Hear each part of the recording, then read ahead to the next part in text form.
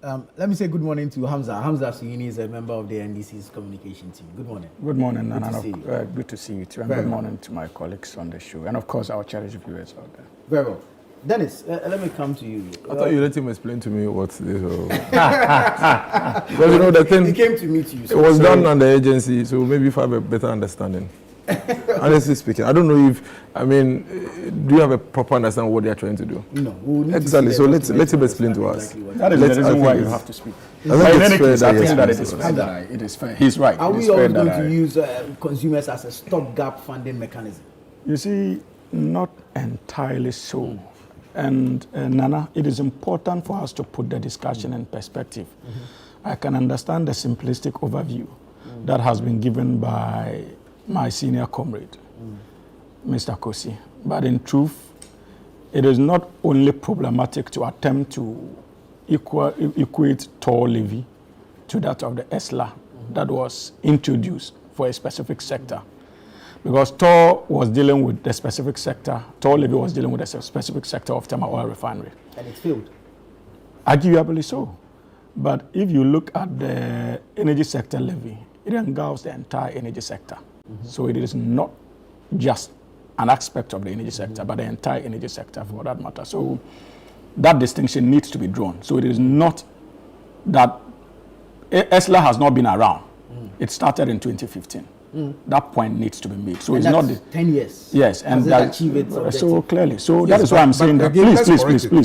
Please. Assumed the 6-4. Nana, are you going to allow this? Right. Let's have, are you going to allow so to say I give you a simplistic view, it's not. It is a simplistic overview of the situation. But you see, that being said, it is important to understand that to appreciate this latest increment, one needs to understand where we came from and how we have ended where we have gotten to. You remember that when we were confronted with the doomsday challenges somewhere 2013, 2014, so much investments were made in thermal plant generation to complement our hydro generation capacity. What that simply meant was that there was the need for a government or the government of the day then to be proactive in terms of how sustainable these thermal plants were going to be. Because remember, you would have needed liquefied fuels to be able to power most of these thermal plants. And if you look at the price buildup of electricity then, no projections were made to include the cost of liquefied fuels into the price buildup. What it simply meant was that government was meant to bear the cost of fueling these thermal plants. And you see, Nana, I'm not just talking about one thermal plant. You remember Car Power and Ameri? You remember AXA, was AXA and Sen Power and Early Power. These were introductions into our energy mix that needed to be run on liquefied fuels, including LNG. So, but unfortunately, because of our price buildup, as far as electricity was concerned, did not anticipate something like that. It simply meant that government had to bear that cost. Now, His Excellency President Mahama, being a proactive and progressive leader, mooted the idea of ESLA and proceeded to give it that legal backing. So that at least, if for nothing at all, the proceeds from ESLA would be enough to retire the legacy debts that confronted the energy sector. And also position us in a way to be able to provide the needed fueling in terms of cost to run these thermal plants. This was the objective. Now, we were faced with a situation that we lost power in 2016. And so a new government came into power. The reasonable thing for any government to do that is actually concerned about the safety of our energy sector and appreciates its linkages to the economy, for that matter, the needed thing for them to have done was simply to invest in the energy sector.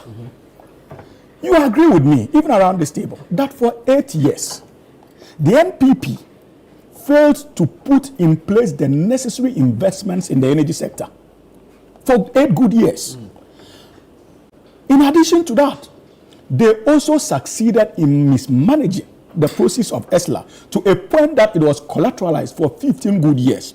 So what it simply meant was that even the process that we were likely to get from ESLA was geared towards retiring those debts that government had accrued Right. using ESLA. So clearly, so even the financial opportunity to be able to retire our debts were taken away. But remember, because President Mahama appreciated the cost of fuel, that was why we fast-tracked the processes of that led to the installation and construction of the Atuabo gas processing plant, intended to bring down the cost of these liquefied fuels as far as the powering of our thermal plants were concerned. Another progressive introduction. Unfortunately, for 8 years, we did not have any of this. So they ran on the basis of the investments President Mahama made in his first term. Right.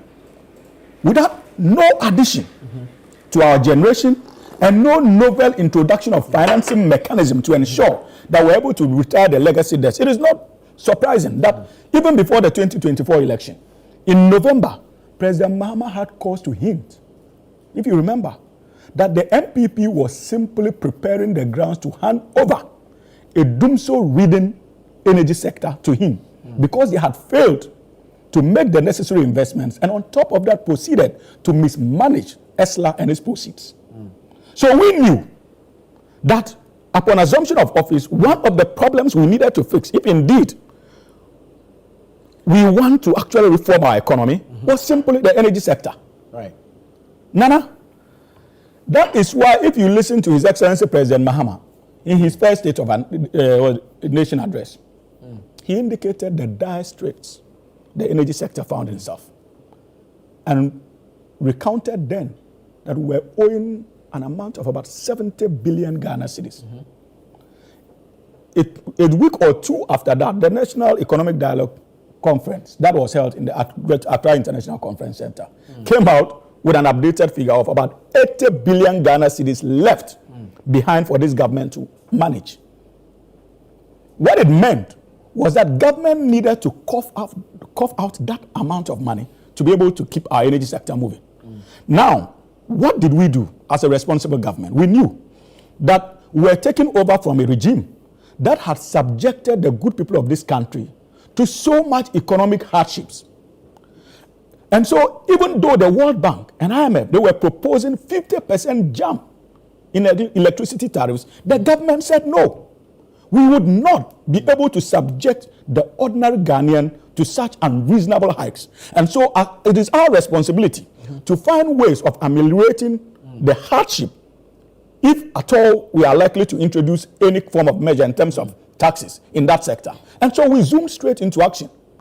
The question is, the 14%. Wait, no. The question is, what did we do?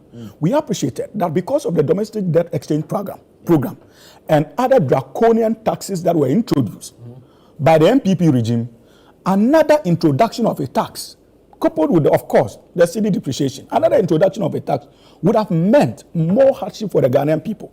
So a responsible government, the first objective was simply how to minimize the burden on the Ghanaian people. That's why we proceeded to take out e-levy. We proceeded to take out betting tax. And in addition to that, we rolled out policies intended to ensure stability in the exchange rate, and also that eventually led to the appreciation of the Ghanaian cedi. And when we unleashed those policies, we started seeing the impact of those policies not long ago. Prices have started coming down. As we speak today, the 16 Ghana cedi per liter we inherited, we managed to move it down to 12 Ghana cedis today. So we have positioned the country in such a way that we are now financially sound to be able to confront the challenges that we've always known about in the energy sector that we're inheriting from the NPP. So if today, because of our management of the economy, to ensure that we ease the burden on the Ghanaian people, we are demanding a 1 Ghana cedi increase. That brings the price of liter of petroleum from 12 to 13, still less than the 16 Ghana cedis we inherited, and managed to bring down to 12 cedis, so that we would be able to retire some of the debts that have been left for us. In the production of, in the liquefied fuels alone, we owe IPPs to the tune of about $3.7 billion or $3.1 billion. That money needs to be retired. On top of that, there's projection that Should every that be year. the burden of the consumer? No. No, but that is what I've just explained. If consumers were paying 16 Ghana cedis per litre, and because we were sensitive to the Ghanaian people, we thought that there was a need for us to give them some relief and manage better. That's why the but Ghanaians that is voted better. for 13 Ghana cedis and 16 Ghana cedis, which is better? Between the two, 13 is better. Absolutely. So, but that's the point I'm making. You see, and it is even simplistic to look at it from that perspective. I've just given you a recount of how we have even removed some taxes, e-levy, COVID, sanitation levy, and the likes, emissions levy rather, and the likes. So that tells you the kind of freedom we created. And because of the management of the city as well, now our city is doing well against major currencies. What is simply meant is that it is beginning to reflect in the low prices of goods and services. Lesser burden on the ordinary Ghanaian. So we have now been created or given the opportunity to now pass through. We are simply calling the Ghanaian people to at least make available 1 Ghana cedis per litre. And the effect of that will not be felt because, like, obviously, 16 and 13 Ghana, which is better. So there's the need for us to have this perspective. We never said that we're not going to introduce taxes where those taxes needed to be introduced. We only made a promise that we're going to take away nuisance taxes that they introduced. And we are committed to that promise. And let me make this point. What timing is unfair? This approach of always taxing the consumer. No, you see, that is, but you see, the point is that every nation runs on the basis of taxation. Granted. But what you need to know is the quantum of taxes. These guys were experts in churning out taxes, in borrowing under questionable circumstances. And you see, we are not like them. Let me add this point. You remember, one of the challenges that confronted the energy sector that was engineered by their incompetence, and I'm happy that my brother is here because, in fact, his boss, Dr. Mahmoud Bawumia, championed the process. You remember the PDS? The cost implications of PDS alone and the corrupt, reckless, and incompetent nature that they handled it led to about $2.1 billion lost to the state. Money that could have come in to cushion the energy sector. So these are some of the incompetent legacies that we have had to confront with. But like I indicated, as a social democratic party and as a president that is sensitive to the plight of the Ghanaian people, we knew that from January, February, March, April, and May were not opportune time to be introducing taxes to more or less contain the challenges in the energy sector. We knew that that was an opportunity for us to begin to work to lessen the burden on the Ghanaian people. And we went straight to work. Today, my senior comrade would agree that prices of fuels have come down. Today, he would agree that when we said that we're going to remove betting tax, we did. Today, he would agree that there's no more emissions levy. Today, he would agree that our city is performing better and it is having a reflection on our economy. So we have been able to effectively rather lessen the burden on the Ghanaian people. And at the back of that, we are simply saying that, look, if you look at sustainability in our energy sector, it is tied to our economic development.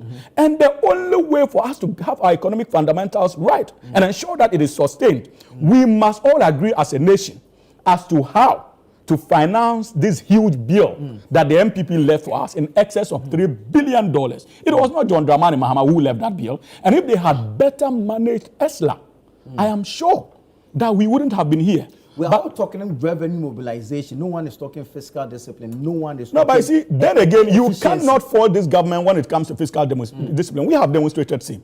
Today, this year alone, we are spending at least less than 2 or 3 billion than they spent in 2020 and 2019. 2024 and 2023. Again, this is a government that has so far demonstrated its commitment to running a lean regime. So we have less than 60 ministers in place now. Operational efficiency. But again, what is your understanding of fiscal discipline? I'm just telling you that the fiscal disciplinary measures that the government has introduced. And the finance minister... efficiency to address this problem instead of taxing. It's like... No, you see, then you are missing the point. You are missing, apart from the inefficiencies. The revenue mobilization. No. It's one of the ways. And that is why I have told you that government is already engaged. For instance, unlike they did with ECG, running it down. Today, look at the ECG budget. It has been brought down. If you look at many of the sectors, government has decided to be austere in terms of its expenditure. You are in the media and you follow some of these discussions.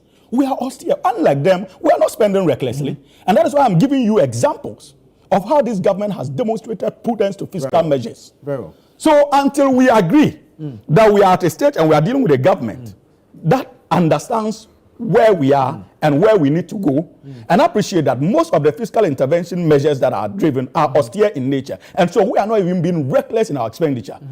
And our management so far is beginning to yield results and has lessened the burden on the Ghanaian people. At this stage, my brother Nana, it is only proper and fair that in addition to our austerity measures, that we also look at ways of raising revenue to ensure that at least Ghanaians actually pay for what we give them in terms of electricity. Because you know that as far as the electricity bills are concerned, like I indicated, it does not include the liquefied fuel component. And in one way or the other in the future, we would have to pay for it. And if care is not taken and we fail to pay for it, we'll further run down institutions like ECG. Thank you, Hamza.